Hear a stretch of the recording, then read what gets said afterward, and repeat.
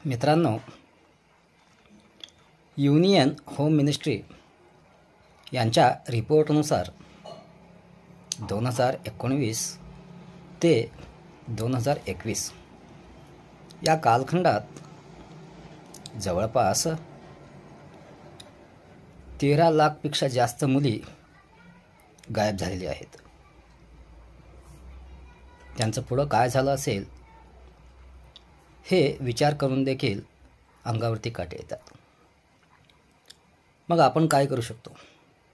खूप काही नाही, थोडंफार आपण आपल्या परीने प्रयत्न करू शकतो. आपण सारेच जण मोबाईल फोन्स वापरतो आणि या आपल्या मोबाईल फोन्समध्ये SOS हे एक खास फीचर आहे. SOS emergency.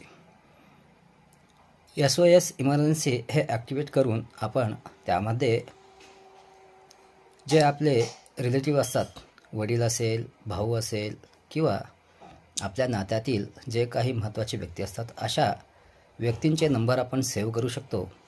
जेव्हा आपण संकटात येऊ तेव्हा आपल्याला फक्त एवढंच करायचं आहे, आपल्या मोबाईलमध्ये जो ऑफ बटन असतो तो बटन फक्त 3 वेळा दाबायचं आहे.